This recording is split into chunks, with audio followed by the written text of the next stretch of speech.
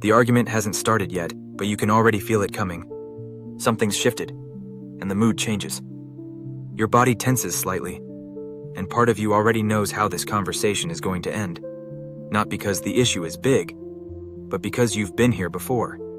You might even catch yourself thinking, "Here we go again," or "I thought we'd moved past this." What makes it confusing is that the arguments don't always start with something serious. They can begin over something small, something practical, something that, on paper, shouldn't matter that much. You tell yourself this one will be different, that you'll say it more calmly or you won't react the same way. And somehow, you still end up in the same place.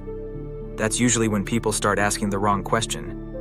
They ask, "Why do we keep fighting about this?"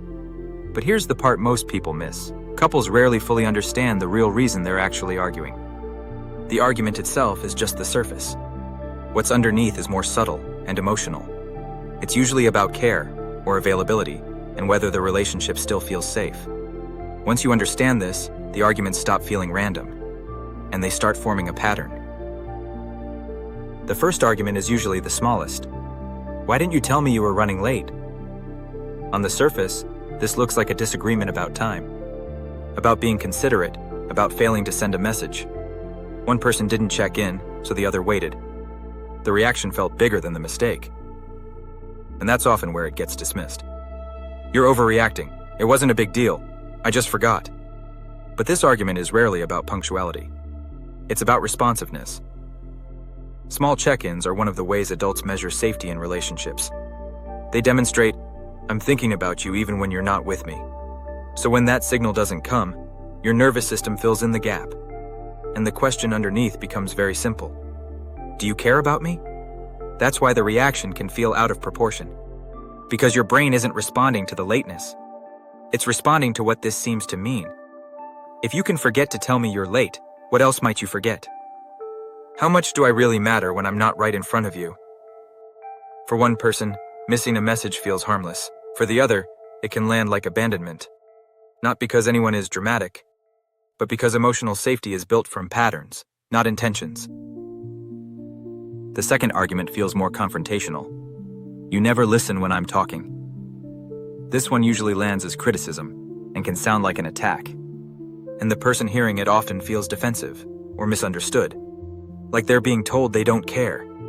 But listening isn't just about simply hearing words, it's about being fully present. When a partner is distracted, half listening, or focused elsewhere, the brain reads that as distance. Not because they might be looking at their phone or interrupting you, but because something important drops. What hurts most isn't the moment of distraction, it's the loss of feeling understood. That's why this argument escalates so quickly. It's not about attention, it's about emotional availability. So when someone says, "You never listen," they're usually saying something much simpler. "I don't feel understood," or "I don't feel connected to you right now." And the harder they try to get that across, the more the conversation starts to feel like a fight. The third argument carries more fatigue than anger. "We're always arguing about the same thing." This one often comes with a sense of hopelessness.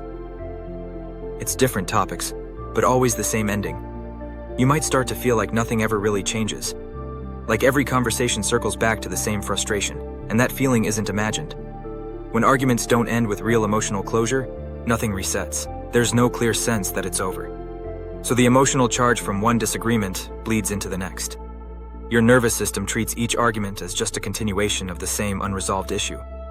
And this is why it stops mattering how the fight starts. They all lead to the same emotional place. Over time, this can start to feel like incompatibility, like proof that something is fundamentally wrong in the relationship. But more often, it's a sign that nothing is ever fully resolved or repaired. Without that, your brain can't update the meaning of what's happening. The relationship becomes fused to the unresolved pattern, and that's exhausting. The fourth argument usually builds quietly, long before it explodes. "Why am I the one doing everything?" On the surface, this looks like a fight about chores and who is pulling their weight. But most of the emotional strain here comes from something invisible. The mental work of keeping life running, anticipating problems before they happen. This kind of labor never really ends, and when one person carries most of it, resentment builds. They start to feel overwhelmed and unappreciated, like they're holding the relationship together on their own. The other person often feels confused. They might think things are fine, or wonder why help wasn't asked for sooner. That gap in perception is where this argument lives, because underneath it isn't a complaint about effort. It's a question about shared responsibility. Do we think about this together, or am I carrying it alone? This argument isn't really about tasks, it's about initiative. It's about whether the partnership feels mutual before someone reaches a breaking point. The final argument is the most destabilizing. You don't make time for us anymore. This one sounds like it's about schedules, about being busy, or logistics. But it rarely is. It's about drift. The quiet fear that the relationship is slowly becoming less central.